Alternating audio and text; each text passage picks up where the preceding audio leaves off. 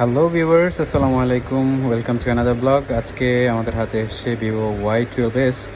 যে ফোনটার প্রবলেম হচ্ছে এই ফোনটাতে নেটওয়ার্ক আসে না, প্লাস হচ্ছে এটার বেস ব্যান্ড নাই। আমরা চেক করে দেখলাম এই ফোনটাতে বেস ব্যান্ড নাই। তো দীর্ঘ অনেক দিন চেষ্টা করার পরে আমরা অ্যাকচুয়ালি এটার সফটওয়্যার দিয়ে করতে চাচ্ছিলাম। তো সফটওয়্যার মিস্টেক ভেবে আমরা কাজগুলো করতে যাচ্ছিলাম।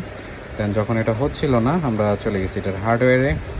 তো আমরা দেখতে পাইছি এটার যে বেসব্যান্ড আইসিটা আছে, বেসব্যান্ড আইসিটা একটু হিট হইতো, যার জন্য আমরা এটাকে তুলে ফেললাম। তো মোটামুটি এই ব্যাপারে আমি সবাইকে বলবো যে হচ্ছে আপনারা প্রথমে অবশ্যই হার্ডওয়্যারটা চেক করার আগে অবশ্যই আগে আপনারা সফটওয়্যারটা দেখে নেবেন। সফটওয়্যার দিয়ে যদি না হয় দেন হচ্ছে আপনি হার্ডওয়্যারে কাজ করার চেষ্টা করবেন। তো সেক্ষেত্রে আমি আসলে একাই আমার ভিডিওটা করাতে অনেকগুলো কাজ আপনাদেরকে দেখাতে পারি নাই। এইখানে অলরেডি আমার পরিষ্কার হয়ে গেছে।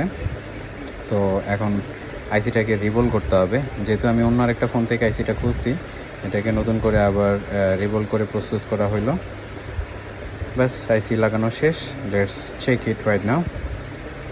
আর অবশ্যই আপনারা যারা আমার শুভাকাঙ্ক্ষী আছেন, যারা ভিডিওগুলো প্রতিনিয়ত দেখেন, অবশ্যই ফলো করবেন এবং ভিডিওগুলো শেয়ার করে দেবেন, যাতে একজনের দ্বারা অন্য আরেকজনের উপকার হয়।